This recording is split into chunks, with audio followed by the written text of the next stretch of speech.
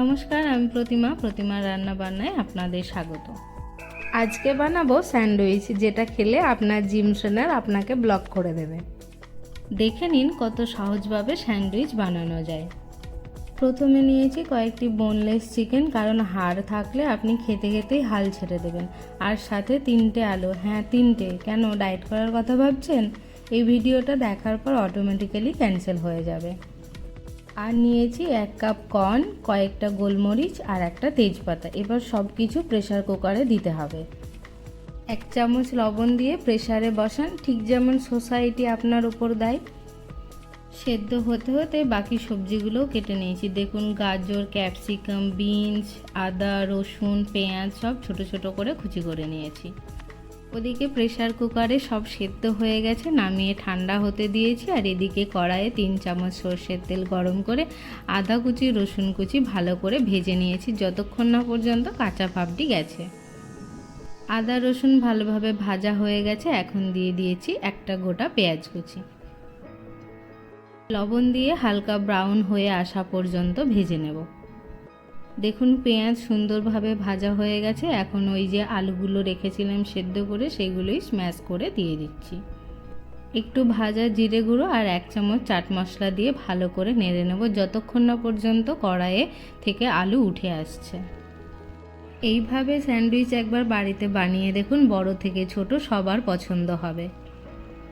এই যে দেখুন কত সুন্দরভাবে উঠে আসছে, তৈরি হয়ে গেছে আলুর পুরটা। এবার ও নামিয়ে নিয়ে ঠান্ডা হতে দেব। এবার চিকেনের পুরটা রেডি করি, চলুন। প্রথমেই কড়াইয়ে 4 চামচ সাদা তেল গরম করে তাতে আদা রসুন লঙ্কা কুচি আবারও আগের মতনভাবেই ভেজে নেব। তারপর পেঁয়াজ, গাজর, বিনস, ক্যাপসিকাম সব একসাথে দিয়ে দেব, মানে ফুল ফ্যামিলি রিউনিয়ন। লবণ গোলমরিচ দিয়ে নেড়ে চেড়ে ভেজে নিতে হবে, যতক্ষণ না পর্যন্ত দেখছেন যে সব একসাথে অ্যাডজাস্ট করে নিচ্ছে, ওই আপনার রিলেশনশিপের মতো। সকালে ব্রেকফাস্টে বা সন্ধ্যের জলখাবারে মাঝে মধ্যে এমন স্যান্ডউইচ হলে খুব একটা মন্দ হবে না, বলুন। সবজি সব সেদ্ধ হয়ে গেছে, এখন ওর মধ্যে দিয়ে দিচ্ছি চিকেন, যেটা সেদ্ধ করে রেখেছিলাম। হাত দিয়েই আলতো করে এইভাবে ছাড়িয়ে নিয়ে দিয়ে দিলেই হবে। এবার বেশিক্ষণ নয়, মাত্র 5 মিনিট নেড়ে চেড়ে নামিয়ে নিলেই তৈরি হয়ে যাবে।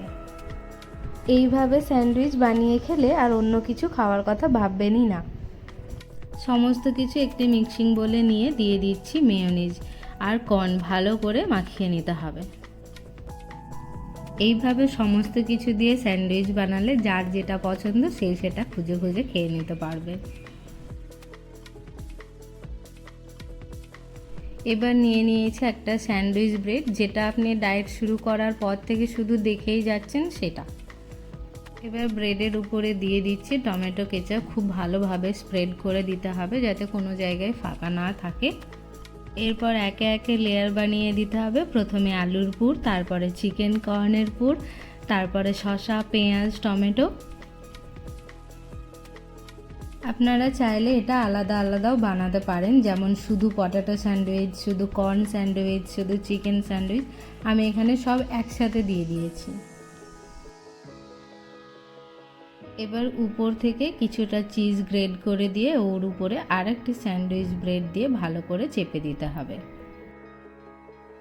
এখন দিয়ে দিচ্ছি উপর থেকে বাটার, আসলে ফ্রিজে ছিল তো তাই এরকম বরফের মতন হয়ে গেছে। এত বাটার দিচ্ছি, কোলেস্টেরল অলরেডি ডিএম করছে। এবার একটি ফ্রাইং প্যানে যে দিকটাতে বাটার দিয়েছিলাম সেই দিকটা আগে প্রথমে দিয়ে দিলাম। একদম গোল্ডেন ব্রাউন হয়ে আসা পর্যন্ত ভেজে নিতে হবে, মানে ওই ইনস্টাগ্রাম ফিল্টার ছাড়া সুন্দর। একদিকটা ভাজা হয়ে গেছে, এখন অন্য দিকেও এইভাবে বাটার দিয়ে এবার এটাকে উল্টে দিতে হবে। যদি একটু বেশি ব্রাউন হয়ে যায় তাহলে ভয় পাবেন না, এটা স্মোকি ফ্লেভার বলে চালিয়ে দেবেন। দেখুন কত সুন্দরভাবে হয়ে গেছে, এখন নামিয়ে নিয়ে মাঝখান থেকে কেটে দিলেই তৈরি হয়ে যাবে আজকের এই জগা খিচুড়ি স্যান্ডউইচের রেসিপি। আপনাদের কেমন লাগলো কমেন্টে অবশ্যই জানাবেন। ভিডিওটা ভালো লাগলে একটি লাইক দিন, শেয়ার করুন আপনার বন্ধুদের সাথে।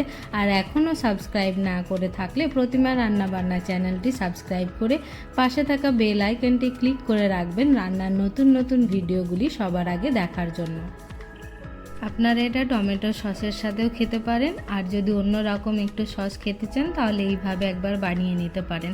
1 চামচ টমেটো সসের সাথে 1 চামচ মেয়োনিজ ভালো করে মিক্স করে নেবেন, দুর্দান্ত স্বাদ হয়। ব্যাস, এবার সসে ডিপ করুন আর স্যান্ডউইচ এনজয় করুন। আবারও আসবো অন্য একটি রান্নার ভিডিও নিয়ে, ততক্ষণ পর্যন্ত good day, good luck and eat safe. Thank you for watching.